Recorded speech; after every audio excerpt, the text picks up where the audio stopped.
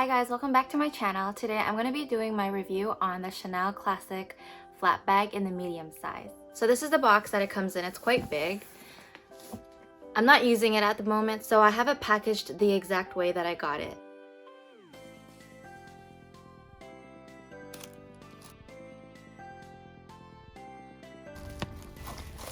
So here I keep the chain up on this side so that it doesn't scratch the hardware.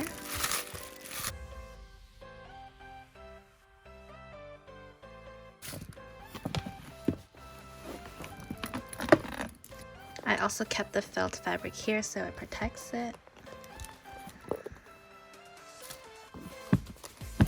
I also do keep this on here because I saw in another review that it protects the lambskin where the chains dig into the flap here. Even though I have the Caviar leather one, I decided to just keep it because it's not really noticeable and it's an extra protection for the bag.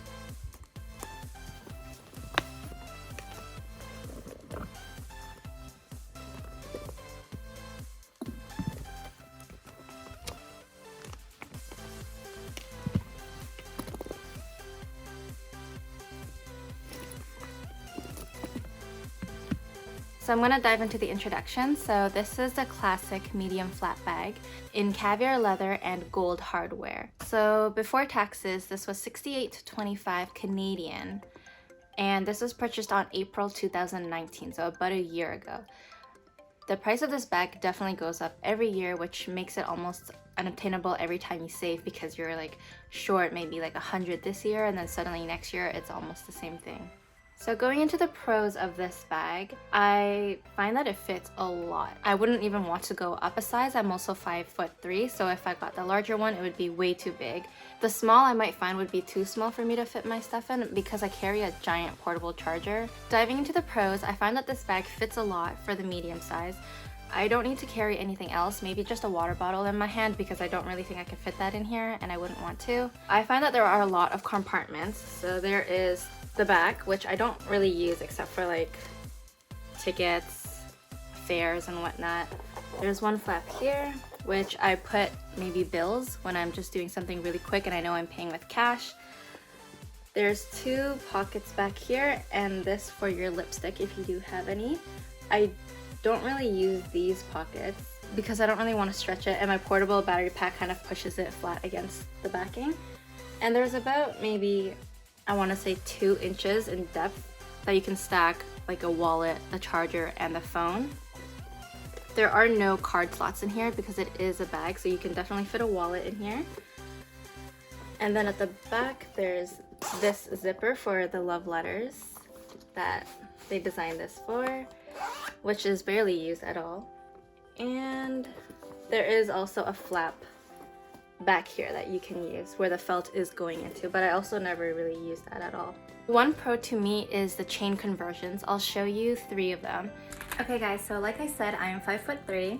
With the short chains, it basically hits my hip. With the longer chains,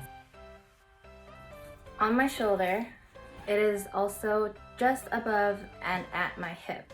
This allows me to hold on and rest my arm perfectly on the bag. I also have a smaller torso. I have longer legs than I do, I guess, proportionally to my torso, so this works for me. And this is what I was talking about. Some people like to do it like this. They feel safer.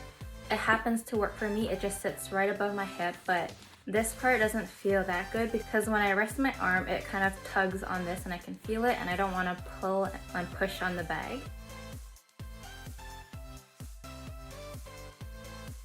And then the way that I said, when you thread it through, it does shorten it a little bit. This is also easy to carry as well for me, which I like. And then as you can see, it adds a little detail to it. Another pro is that it is an iconic bag and an investment piece as well. There's nothing really bad I can say about this bag. I would definitely recommend it. I guess all in all, I would say is that it is a classic piece that kind of goes with every outfit that I've had so far. It is more of a statement piece, so I wouldn't wear it with like a frilly collar and a frilly skirt. I would just keep it basic and have this be the statement piece. If I am going to go for more decorative I guess, detailing in the clothes, I would make sure that it's kind of a solid color, monochromatic, or just doesn't have a crazy pattern on its own, kind of competing with the whole look as well. But going into the cons for this bag is that for me, this nub at the beginning where you turn, that is what scratches the most. I actually do have a few scratches already, considering that it's been almost a year. It's not too bad. I do try to take care of it the best I can, but what I did try to do is that I realized when you close and you're not looking, this nub will hit at the back of this hardware. So what I did was, there is a sticky plastic that comes with this piece. I basically took it off and rotated it so that the screws are covered by the plastic, so that when I am closing it, the chances of the nub digging into those screws and scratching it is less. I don't know if that helps entirely, but that is just something that I've chosen to do to limit to the scratching on this. So when you do close it, you do have to I would just feel it out before you close it, and don't just smash the bag and hope that it goes through and that you can close it. It's something to, I guess, be aware of. It's not a bag that when you're going shopping, you just want to not worry about it and just throw everything in and close the bag. I would just definitely pay attention to it. Yeah, nothing else really scratches. I don't even use this at all. And the chains are also one of the reasons why that the hardware will scratch eventually, depending on how careful you are with it. I'm not the kind of person that would throw my chain at the front. I'm very cautious about it actually, because I don't like things to be too worn or scratched. I don't really have that many cons on this bag really. It's such an iconic piece that there's a reason why so many people have it. Either way, I'm gonna jump into the tips that I have for this bag. So anytime when you buy a luxury item, I always ask for more if they have in the back, just to compare the leather. This one is the new unboxed one because I did find that the texture of the leather for this one was different. There weren't any oil spots that I did mention in my wallet on chain review.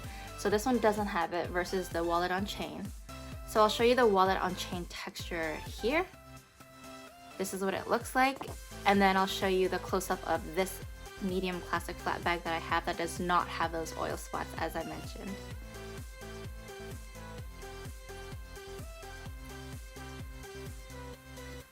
Another tip as mentioned is to open the bag before you adjust the straps so you're not forcing it through the 4 rings here. Another is to do what I did maybe, or another way that you have is to just keep the plastic on here so that it doesn't hit as hard metal to metal on the clasp. So that's it for my tips and my notes on this bag. So I'm going to show you what actually fits in this bag in terms of what I actually put in here on a daily basis. Okay, so in this bag, I also did my nails Chanel inspired, just to test out some kind of tweed fabric in pink and the Chanel logo. My hand is different on the other side because I just practice when I'm bored. So it's gonna look a little hectic in here. And I will take things out as I go, just so you get an idea. So I have my sunglasses without the case, headphones, always a mess, charger wire, my crazy dangle of keys that just look pretty and don't have any use to it, my wallet. This is the small classic flap, I guess. I don't really know what this one's called. Lip gloss. And my giant portable charger that charges like, I don't know, 4 or 5 times. It's very beaten up and it's humongous and it fits in here. So that's about it that I actually use. Sometimes I will put my Presto card here. And Presto in Canada or Toronto is for the subways, the buses, and anything transportation-wise. I just put it here so it doesn't slip out. Sometimes I do put that here when I know I'm going to be transferring more. So this, I just put some cash in here to show, so it just fits very nicely here. Again, I don't use this pocket or this flap at the back here. So that's it. That's all I really need with me. This one will sit at the top. It will not fit at the bottom. Here you will crush it. It's more or less where you close this, where there's the extra space underneath the flap that does not crush your sunglasses. So in the midst of editing, I actually remembered a personal shopping experience when it came to this bag. So I called ahead and I asked for them to put it on hold. They asked me the hardware color, the type of leather, and the size and whatnot. And when I got there, someone was able to help me right away. I did ask for him, I believe, and he knew that I was coming in, so I guess that was an appointment. So when he gave me the bag, I checked and it was made in Italy. Coincidentally, I asked if there was more in the back and he said yes, so he brought out two more, or in total I was looking at two. So I checked the type of leather, the shiny thing that I mentioned before I did not really like, and I checked specifically where the bags were made. I don't know if it's a huge deal, but personally, I would just like my bags to be made in France because Chanel is a French brand, and just, I don't know, everything about it being made in France just sounds better to me. Luckily, the second bag that he brought out was made in France. It wasn't on purpose that I just had to make sure, but I knew at the back of my head that there are ones that are made in France. So obviously when I saw that was made in France, I just double checked the whole bag and I picked that one, and I was very happy to get, a Chanel piece that was made in France because my wallet on chain and my first flap wallet is made in Italy. I don't know if that's just small leather goods that are made in Italy because it's easier, but I just want to share that this one is made in France, and that if you do want to check, I believe you can just ask if they know any that are made in France, or just check on your own if they bring out some more boxes for you. Hey guys, so that's it for this video. Thank you guys so much for watching. Feel free to subscribe and leave any comments below, or questions that I didn't cover, or any general questions you guys might have. And I'll see you guys in my next video.